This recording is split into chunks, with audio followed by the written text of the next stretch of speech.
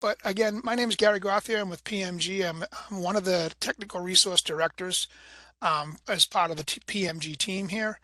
And I quite frequently get phone calls, as you can imagine, how do I find this and how do I reference that? And we deal with this in field all the time. It's part of our job being the resources and the right hand to GR to be the subject matter experts within plumbing, fuel, gas, mechanical, swimming pools and spa and private sewage.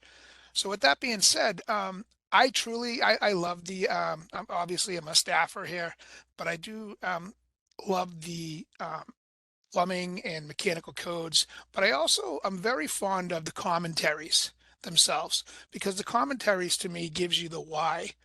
I always try to promote when I'm out giving some trainings and educational sessions. I try to promote the commentaries because it gives you the input from the installers, or it gives you, the explanation as to why you need to do this. So I'm going to take you into two basic examples that we deal with that I've dealt with in the last couple of weeks.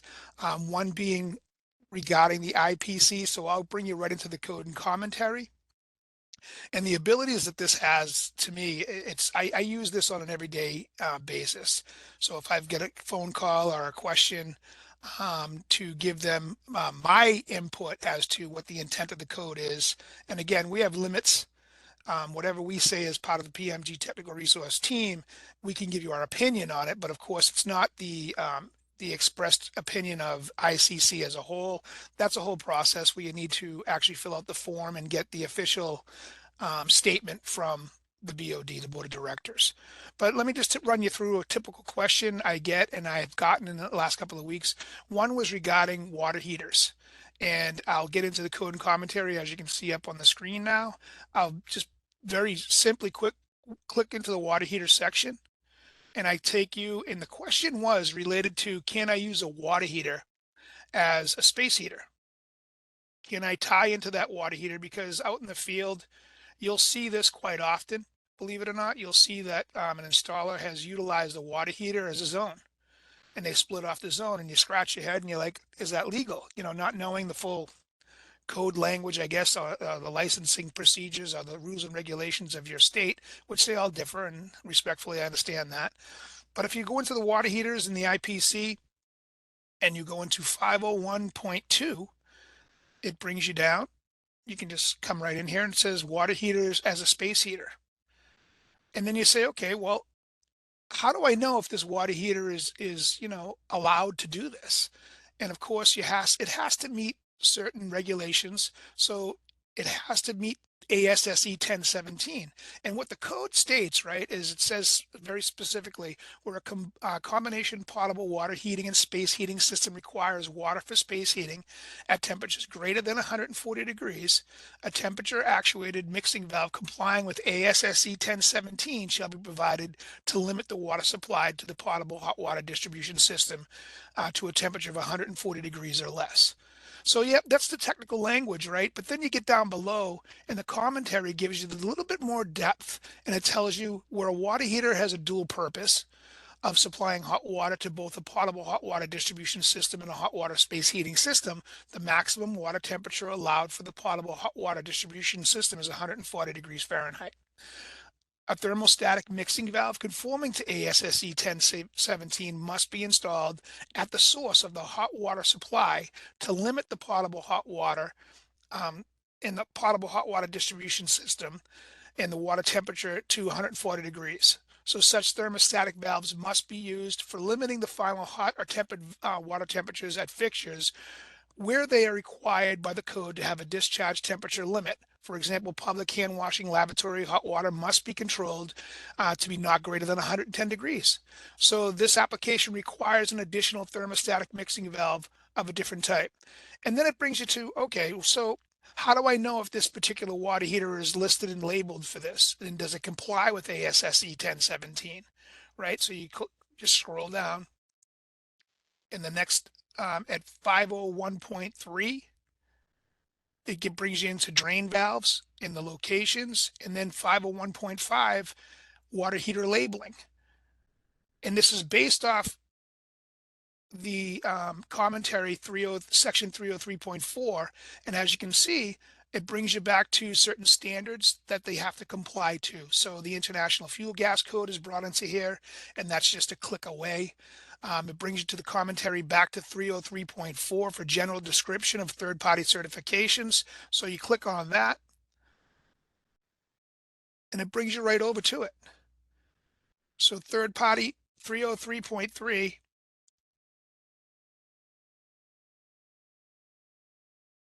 components. So it tells you straight up that the materials that you need to use, and then 303.4 third-party certification, and it gets into the weeds. So the term third-party certification agency refers to an independent organization having no financial or other interest in the outcome of tests or inspections.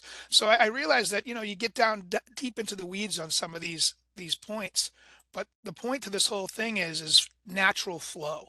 So whereas your time is it's important, and you don't want to spend all day, and I refer to it as page flipping, right, for the lack of a better term. You can go through this and takes you into different realms and aspects of the code, and it flows naturally to answer the questions that come naturally with each of these specific areas of disciplines. So this is the IPC. There's also the IMC, the IFGC, and how they all correlate with one another is just huge. These codes, the Digital Code Premium, actually brings you into the depths of each of these codes and allows you to simplify the process of looking up this information as needed. The other thing that I do love about this, and I'm sure that Phil will graze through this for you more eloquently than I'm going to tell you and talk to you about, is I get asked frequently, especially whereas if I'm in support of a code or a code change, and to understand the history, and I refer the membership, or the people that I'm dealing with on a daily basis, to the complete revision history of that specific code. And that'll actually bring you in and tell you and show you with full transparency of the opposition, of the people, the proponents for that code change, the language that was proposed, the language that was agreed upon, and it'll actually give you a financial outcome if it's going to be an increase in cost. So it's a great tool to be able to utilize that. And again, I'm sure Phil will take you there to understand the changes as to why these codes. So when you're going through significant changes, per se, it brings you into a whole nother depth of why these changes were put into effect and the reasonings behind it, and also the the specifications as to the necessity for these changes. So it really gets deep down into the weeds, and it gives you a better alternative and a better method to do your job a little bit more fluently. So with that being said, the next one I want to bring you into real quick is the IMC, and a question that gets asked all the time to me, and it's dealing with commercial kitchen makeup here. So I'll simply just get out of this here. Just give me one moment. I'll go to my commentaries. We'll base it on the 2021. And like I said, you can use your preferences if you'd like. And I'll go into section 508, exhaust systems.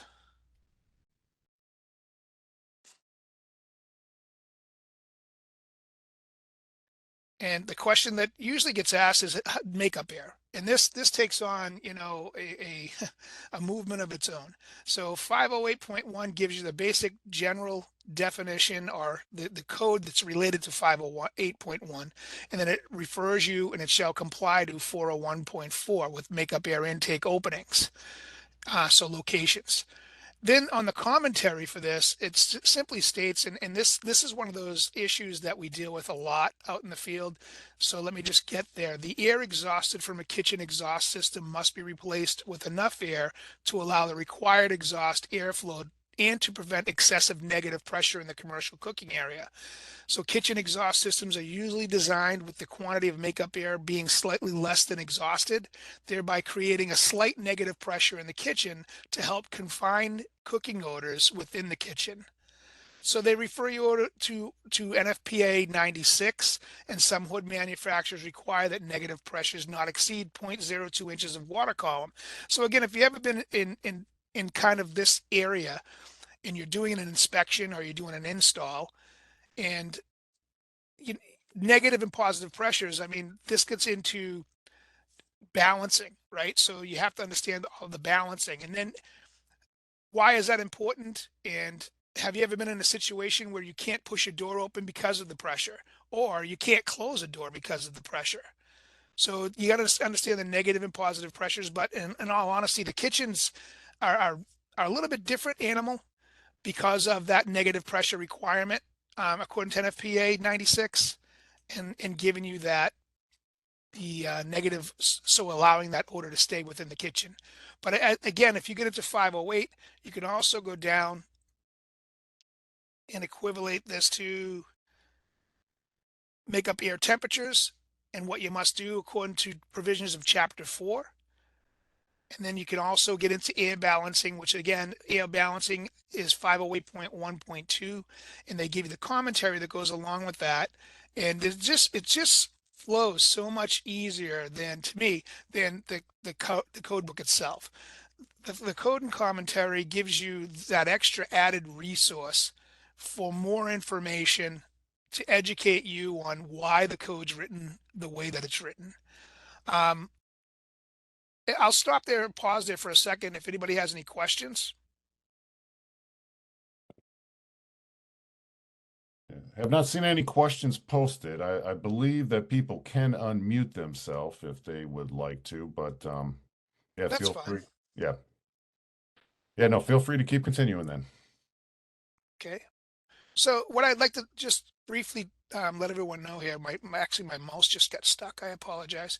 So as you're going through again, skating through the code and commentary for the exhaust systems, you can see here where it's required for 509.1 fire suppression systems, which gives you another lead in. It brings you from complying with the International Building Code and the International Fire Code.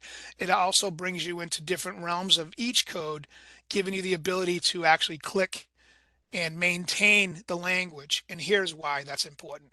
So if you wanted to, specifically on talking about hazardous exhaust systems, or you wanted to talk about fire suppression systems on section 509, you could actually, if you had a question or you were dealing with a scenario here I'll give you is you have a legal question that you're trying to I guess, mitigate out in the field, and you want to refer to code language. It gives you this DCP access gives you the ability to go into My Notes and save the sections and make your own notes and save that information as to in reference to what you were applying that language to. So you have a point of reference later on without going back and looking into it and deep diving into the code book again. You can save this information for a later date. So this has been used from what I understand. I don't use it personally because again, I'm bouncing all around but I know that my colleagues out in the field, the inspectors themselves, use this quite often, and they refer to it on almost a weekly or biweekly um, schedule to go in and kind of specify what the information is that they need in order to answer their questions that are similar on a day-to-day basis when you're doing your inspections. So, I mean, Phil, if you wanted to take them through a drive here as how you go and you can save a My Notes section on a specific code, it's really, you don't have to get really too specific, but if you wanted to pick one and just go with it and show them how to save and how that might work out better for them. Yeah, absolutely. I'll slide the screen over to mine and just to. All right. Did I do that transfer there? Are you seeing my screen now, Gary? I'm not. Okay.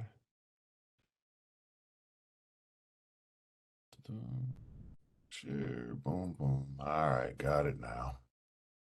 Gotcha. Yes, sir. All right. Yeah. So as Gary's mentioned, I mean, it's great to have him on because it gives us a little bit of insight to exact field usage of, how I explain it when I do these webinars. But as you see here, this is our opening page here. For those of you that may be visiting this for the first time, all of our digital codes reside at the this URL, the codes.iccsafe.org. As you can see, I am logged in. I have a complete license, which has like 1,400 titles in it. But if you're not familiar, there are certain titles that we have. I'll just, pull up an iCodes, for example. Um, we do have these available for both the current and the past cycles. As 2024 gets released, that gets dropped in there. So definitely convenient that everything is up to date. Any new versions, errata, or any changes that are occurred to any of those titles, those are updated. And I did mention that even if you don't have a license, for example, you could access the iCodes and be able to view them. You won't have any of the features that I'm going to run through and show you without a license, but you're at least able to view and look at the codes and the code sections and subsections. I guess while I'm here, though, it's kind of interesting. We'll see. I did pull up a chapter that has all these extra premium features here. For example, when I hover over that P, it will give you access to the significant changes. You heard Gary talk about the revision history. So any of these code sections or chapters that have this information in there will open up in a new tab so you can jump right to that. Few other materials in here that would be the hearing videos actually for the code development process, as those codes are being recommended to make changes to. That's this icon over here. It'll show you those proposals under consideration in their entirety, and you're able to review those, see the impact, and also, as I showed you there, there's even videos of those hearings being presented during that process. Um, just to finish up these icons here, the errata is kind of self-explanatory. If there's any errata there from the original version, you can access it there. And then the fourth and final icon is our evaluation services reports. So any of the products that our ICCES has done an evaluation for the manufacturers, those would also be available in a PDF that you could view there as well. Let me switch back over to the commentaries that Gary was showing, just because there's a couple nice features in there that I thought we can demonstrate here. So if I open up the IMC, what I'll mention, I did put this in the chat here, but as we present this digitally, it is the ICC code and commentary together. So if I were to go to any of these chapters here, and it's the index expands out, you're able to go to a specific section or subsection. But as I present this here, the commentaries are actually where the paragraphs where the diamonds are. So I could actually hide this, and it hides all the commentary sections. So it just reads like the actual IMC code. And then when you want to expand that out, up at the top here, if I hit show commentary, then it expands out, and all that extra explanation that Gary was referring to is viewable there. The commentaries aren't available to the public in like a free basic view. You would need to have a license to access them.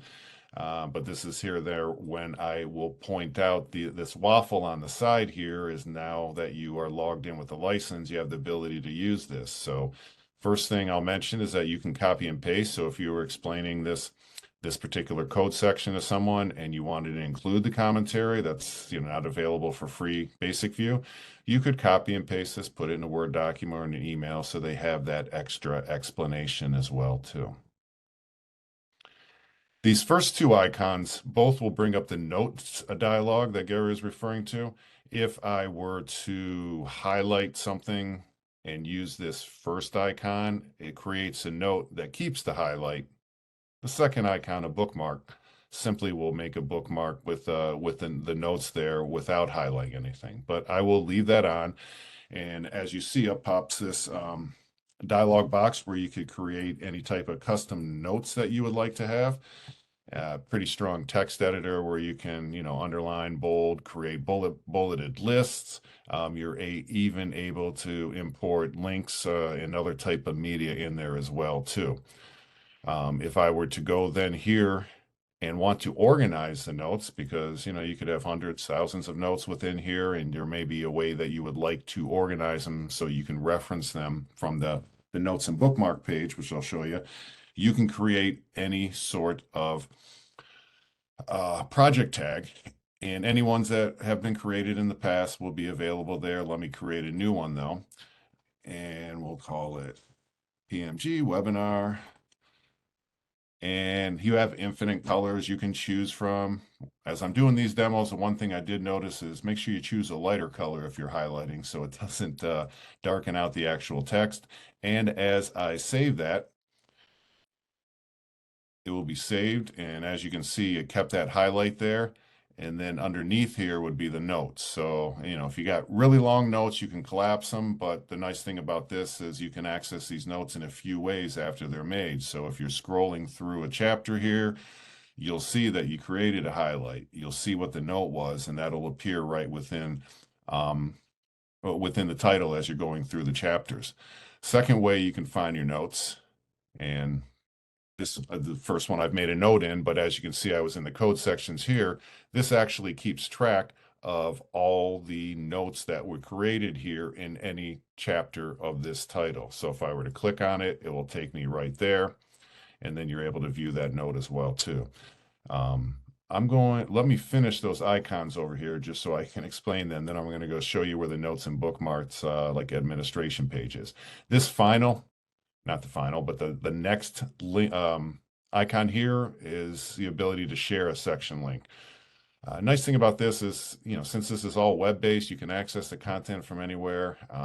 If you use this editor for email, it does come from ICC support. So just to let you know, if you want to just copy it and use your own email, it copies that direct URL and you can send it an email and it will open up right in that particular book. Now, if the person has a Digital Codes Premium license, then it opens up right up for them for any titles that are not free. In this case, like a homeowner wouldn't be able to access this because it is a commentary and they don't have a license. But if you were putting something from the IMC, which has that free public view, they would be able to open up directly to the link that you're referencing and be able to scroll and see any of the other code sections that may be pertinent to the conversation you're having with them. The final icon here is a print icon, and you obviously can't print the entire chapter or books that we have on here, but you can print sections with subsections. So in this case, this is just one section, but as you can see, it's fairly long here because it has the commentary. It formats it really nicely. It has the authoritative source there in the footnote so people knows where that came from. So you can send that right to the printer. And I know some people still have the desire to have a PDF copy of code sections. While we have been, we've always provided the titles we have in a PDF. This gives you a lot more flexibility than what a PDF does. But if you need to mark up a particular code section and download it to your desktop, you still do have that ability, just limited to sections and subsections.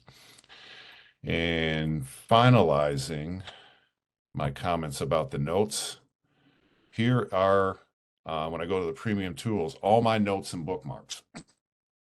So in my license here, I have the complete license with those 1,400 titles. Every note that I have created would be contained right here, and I could reference. If I want to go through and see, this is a hyperlink. I could click right to it. As you can see up here, if you were making multiple notes using, the PMG webinar bookmark, you could just filter them by there so you could see all those related ones. You can do it by different categories as well too, but let me just scroll back down to the 2021 IBC. So from here, like, you could print notes if you ever wanted to have those available and to take those with you, some that you may need in a print format, you can print them. But here's a really powerful feature. So 2021 IBC, I could have hundreds, thousands of notes, however you would choose to use it. As released in the 2024, as mentioned, that's going to get automatically dropped into my Digital Codes Premium Complete platform. Don't have to request it. It will just automatically be there as soon as it's available. And when it's there, I can click on Migrate Notes. I can select all my notes, and I would be able to take all those notes I've created in 2021 IBC and move it into the 2024 IBC. You have the option, if you move them, then it would delete them in 2021. It seems like most people would probably want to keep them both places, so you just clone them, and it will take every single one of those notes that you've created in 2021. It will clone them and put them in 2024. And the platform's intelligent enough to know that if the code section is in a different chapter or the number may have changed slightly, it knows where to attach it, so it is attached to the correct content that you intended it to be. All right, I'll go back to the home screen here. I wasn't monitoring chat during that, but like I said, if you have questions specifically for our PMG group, or if Gary, you want to go over a couple other things or ask me to drive on this demo here, I will do that. Otherwise, I can swing over to just presenting the rest of the Digital Codes Premium platform. Sure, I'll just give you a couple more tidbits of my input, if you will. So folks on the line, again, I appreciate you guys being here and taking the time to listen in on this. Um, I really feel that it's very important to manage your time, right? Everyone has things to do. I think this, my personal opinion on this it's an item that you can utilize on a daily basis and really put to work for you and allowing you to do more for yourselves on a regular basis. So really, if you're not aware of the technology that ICC has with DCP and the abilities to which can really save you a lot of time, this thing is great to take a test drive in, and I do believe that the membership, we do have an offering here somewhere within it. Phil, I know that we had at one point we would giving 2 weeks to test drive the full capacity of it. I don't know exactly what's available anymore. I'm a little bit out of that, but for you to have the ability to test drive this thing on your own and see what it can do for you, I'm sure that there's something out there that we can discuss a little bit too.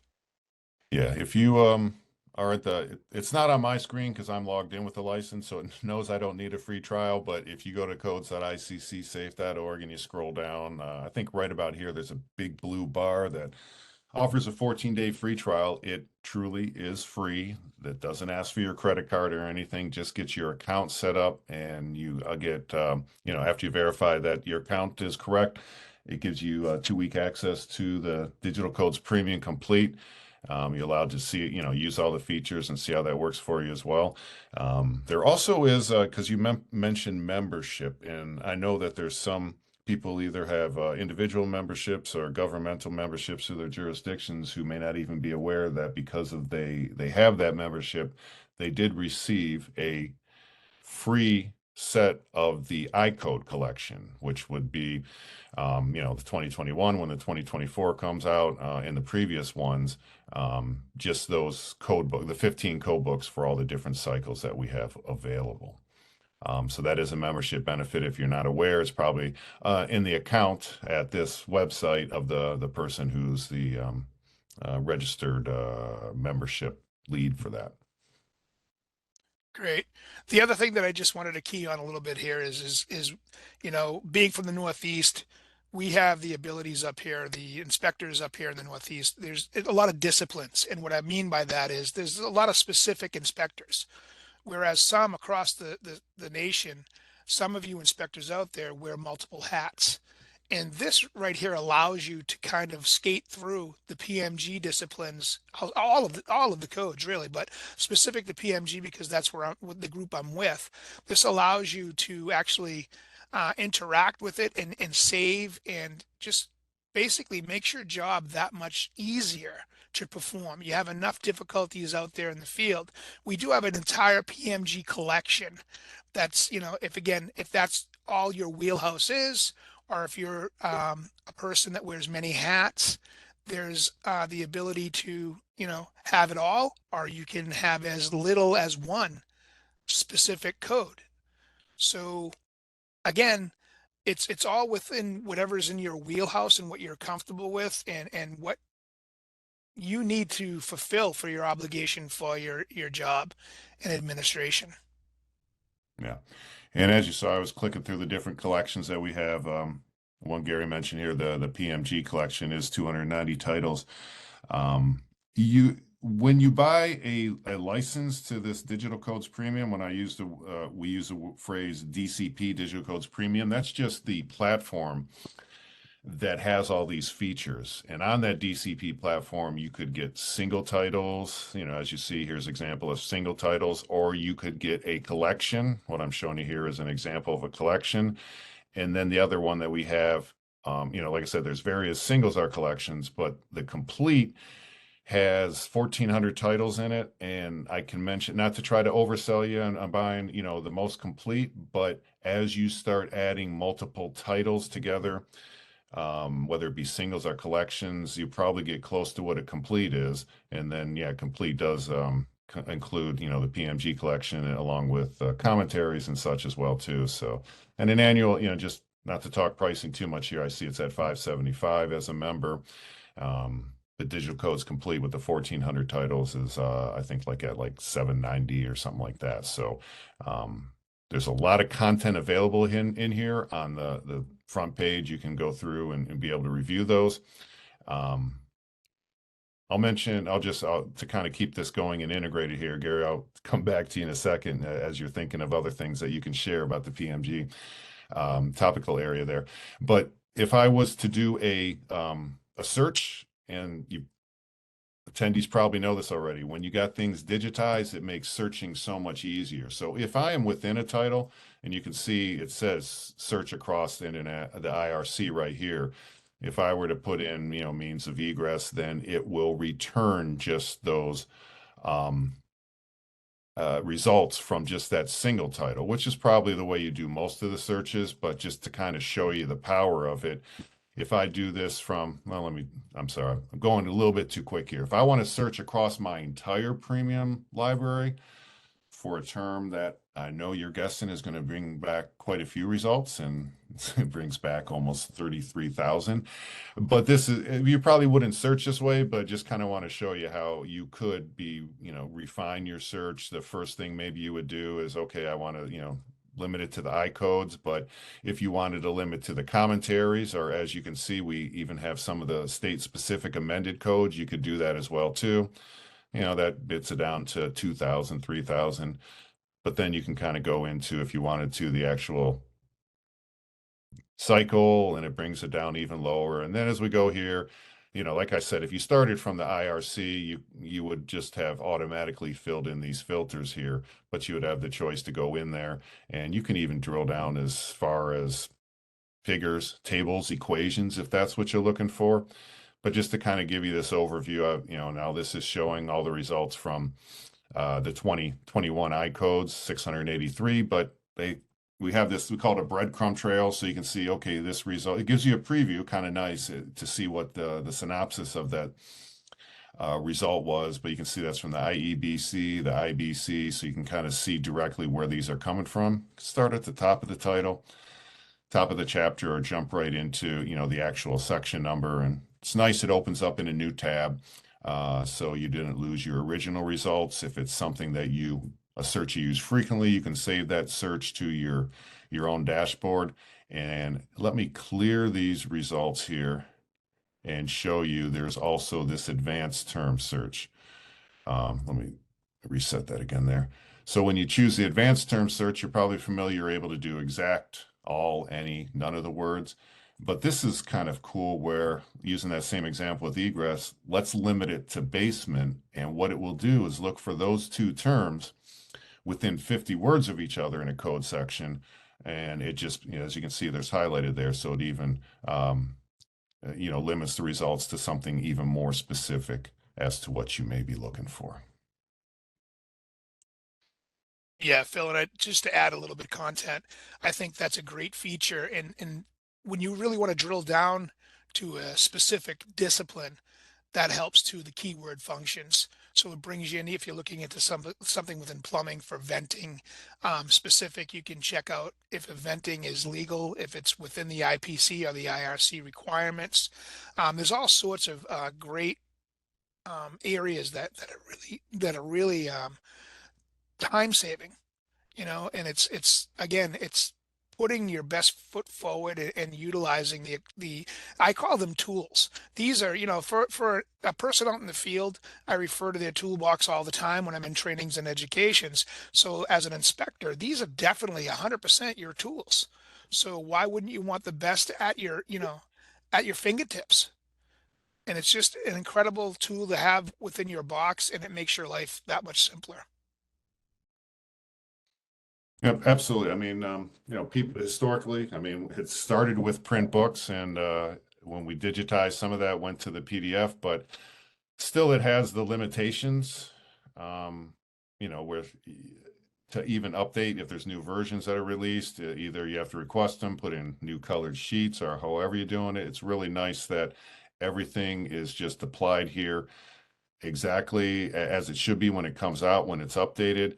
I pulled open a title just because we had talked about the significant changes, so you can go ahead and view those. A great resource. Pulled this up too, so you can see how you could favorite a title. If it's a title you use frequently, I do always come back to this main menu here because this is probably where you're going to start most of the time. For example, people in California, they just got their new code cycle out, so they'll come through here and whatever book they're starting out with. If it's going to be a favorite, then we add it to the favorites. Then in the future, and just to let you know, we always do listen to feedback from all of our users. And over on the side here, let me just point that out. Feedback here, if you have feedback for any suggestions that you see that would make things that you're doing in the field easier, go ahead and do it. We definitely listen to those, and we are making some changes with how we're when you log back into this program, instead of taking you to the home page, we're going to have it kind of like a customized, um, what do we call this here? Like my library. So we're enhancing this. So when you come on, it'll, bring you to the most recently viewed titles. Here's where my favorites are. Any of the titles that I favorited right there. Probably not a good idea to favorite hundreds and hundreds of titles, right? But you can organize them that way. And then we have this added here. So any of the newly added content as it's being brought in, whatever your license will contain, it's just kind of a notification to let you know of that as well. And just to go through here real quick, just because so I touched on everything, I just showed you my library, the quick access. Um, Finding individual sections. Like I said, these are new here, so it's kind of showing you where we're going with this, where you can jump right to that content. Like I said, if you're a user of DCP already and you see some changes coming in May, um, I know it'll look a bit different, but don't get scared because I know that they're all enhancements just to be able to make your navigation a lot easier. Content search we touched on and shown. The project tags, that's where you could organize if, here's all the tags I created during my demos. If I needed to delete or edit any of these, change the color, change the name, you could do that from that screen as well too. And the notes and bookmark we covered, sharing history. I'd mentioned that you could share code sections and things like that as well too. And then I didn't really get into the license configuration, but I will mention that in case there are any questions. When you acquire a license, you are able to, well, let's say acquire a group of licenses. So if you acquire 5 licenses in your account, it will show that you have 5 licenses, and they're your personal ones because you're the purchaser of them. You can configure them however you would like. You could you could assign them. That's what's up here. You could assign like one specific license for someone who needs a dedicated use. It's still your license. So if you needed to revoke it and give it to someone else, if there's been a job change, you can do that. But all the licenses start out as your personal, and you can assign them to people or you can share them. I get a lot of questions. It's like, well, I got 10 people that need access, but I can't afford 10 licenses with our budget. Well, obviously, it'd be great if all 10 had dedicated access, but you could get, 2 or 3 licenses. and you could change those licenses from your personal and put them into a concurrent shared group. And you could give the name of that group to 10 people. As you can see, I got 2 in this concurrent group here. All 10 of those people would be able to access the group in there. They would be able to create notes and view other notes for collaboration. The only limitation would be is that only 2 people could be in there simultaneously because that's the number of licenses that you have in there. I have situations where people want to collaborate, use being able to view notes and be able to share those, but have dedicated access. In that case, if there's 10 users, you could put 10 licenses in there and you're guaranteed, since only 10 people know the group to be able to get into it, they would all be able to, they wouldn't be shut out because a license is being used. But that's just another way, just an example of you can configure and reconfigure your licenses however you want. And if you need to add more in the future, that's always easy to do as well. And then I'll finish up over here just to make sure I covered everything. I did go everything in the premium tools there. These contents right here is exact duplication of those green boxes I had on the home page. These favorites, this is another way to access the titles that you had favorited. And then going through here, this kind of just marketing describes all the premium features that we have, the advantages and how you could configure your licenses to work with a team of people. And then our webinars here. This is what we just had today. We will post future webinars. You can always access those, and we do record those. And Gary, I don't know if you've heard about this. There is an announcement ready to come out. So it looks like it's started here, but in the very near future, if you're taking one of the exams on the Pronto exam environment, they will start giving you a choice. You can, this is open book. You can bring the books in there. If you would prefer to use digital code access within that exam screen, you would have access to basically, I was telling you about the basic view. But what this does, and as I tell people this is rolling out, where their excitement comes from is they say, okay, I've got some people who are taking exams and they buy a book and they only use the book just for that exam. And it's, not a waste, but there might be a better way to do it. If these people have a license to Digital Codes Premium, for example, and once again, like I said, when you're in the exam environment, you don't have access to these premium features like taking notes, advanced search. You just got like basic being able to review the code. Let me just show you that real quickly. So you could open up IBC in this exam environment and you can scroll through. If you know what code section you're going to, you can quickly find it. It doesn't have the advanced search, or you can't view your notes, obviously.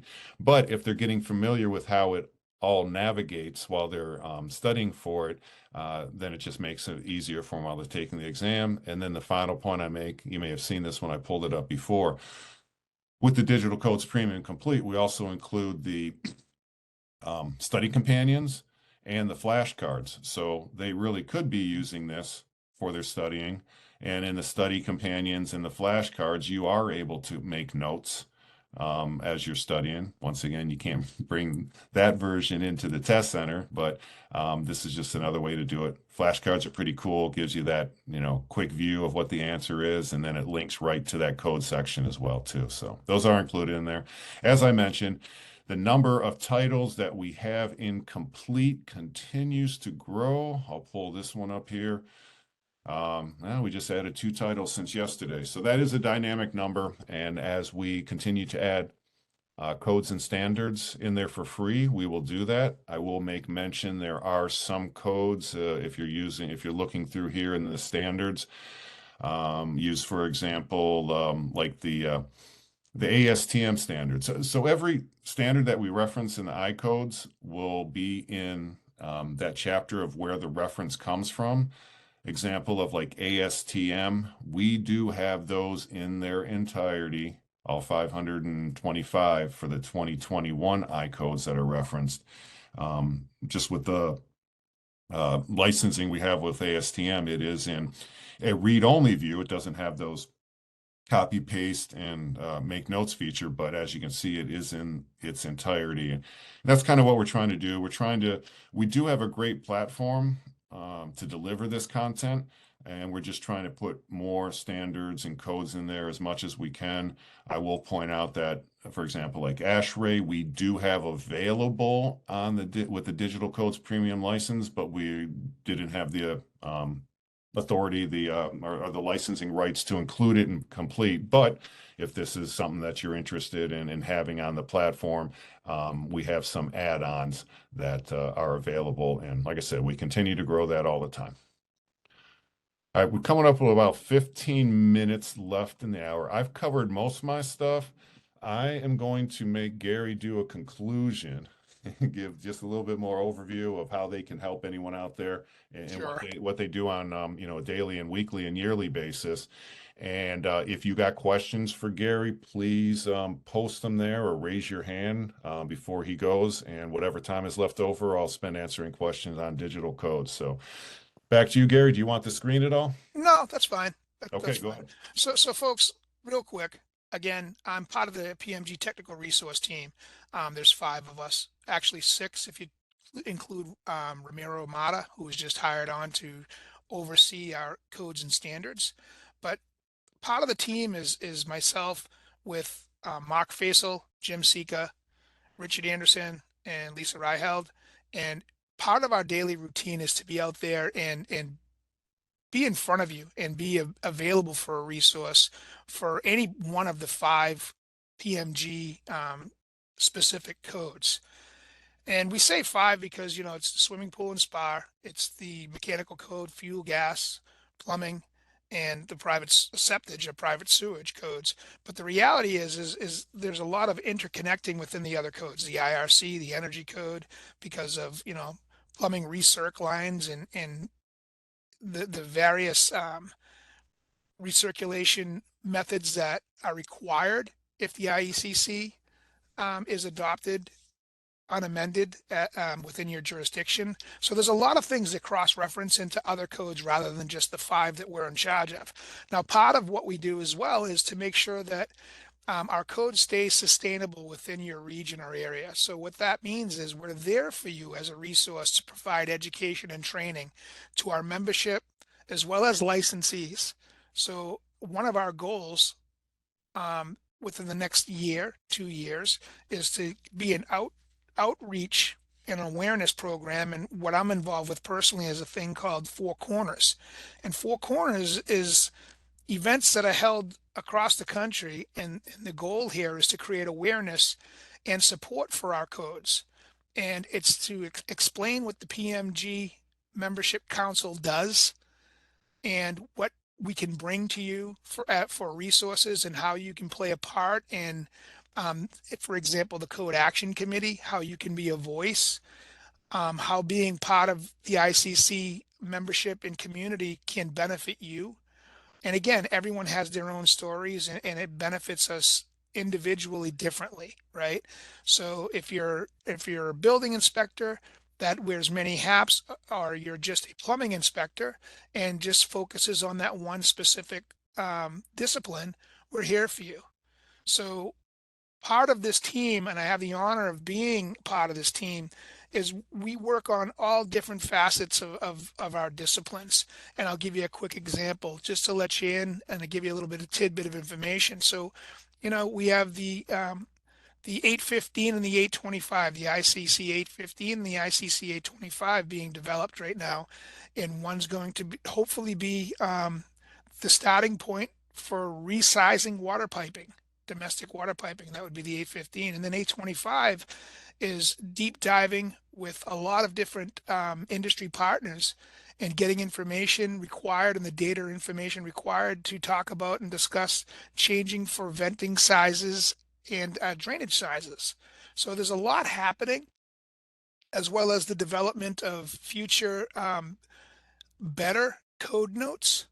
If you're not aware, code notes is a great thing that the PMG Membership Council, I believe, originally started with Lee Clifton as the PMG director for ICC. And what they are specific drilled down information on key aspects of a code. And I'll give you an example. So CSST, we have a great codes note available that's really deep dive into CSST, the rules and regulations on bonding, how far you can be, and we give you all the basic information, but we also drill down so you have a lot of the primary commentary that goes with that as well. And it comes nice, neat package of a beautiful way to identify key problems or key questions rather within our disciplines. Another one could be the ear in a manicure or pedicure station. So a salon in the mechanical code, the air changes per hour, what are the requirements? There's all sorts of great things out there that you can be taking part of, as little or as much as you'd like. We do have a PMG membership council meeting coming up. It's on the, I want to say it is the first. Is it May 1st? Phil, I have so many dates in my brain right now. I believe our spring interchange Yep. is May 1st. No, I'm sorry, the 30th is our April 30th, I believe, is the meeting date, Sunday morning at 9 a.m. And I can provide a link to that in the chat. I will provide a link to that in the chat for those of you who are interested in being on that. All you got to do is click and log in, and you can sit back and listen. Oh, here we go here. So we have the spring interchange going on, and what this is a networking training event held by ICC, and the networking is second to none. I mean, I believe Mr. Boso's still on. He can attest to the fact that being part of the ICC family and being part of the development process and the code people, if you're not a member, it's just second to none. The true transparency of our code development process and taking part in that is, from what I understand, is an honor. The reality is, as an ICC staffer, I'm the only person on the call that can't persuade change. So I'm here as a resource to you as well as the other members of my team moving forward. And if there's anything, and I mean anything we can do to you related to with you with the PMG codes, then we are here for you for support and a resource.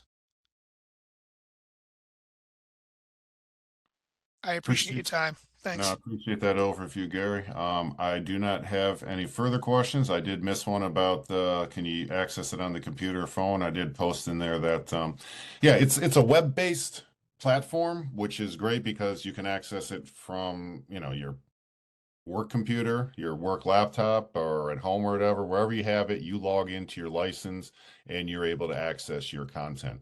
In addition, I showed you that there's a mobile app and you are able to use that instead of the browser. Some people like using that experience. I think you're going to get the best experience in screen real estate, using your computer on the browser. There is one advantage that if you're whatever on a plane or in a remote area, if you're using the app, you have the ability to download up to 15 titles, and you can delete and add different titles, but 15 is the max you can hold in there. And when you're attached to the internet and data, you could view your notes and make notes. If you have absolutely no connection, you can still access code sections that you have downloaded without any internet or data connectivity.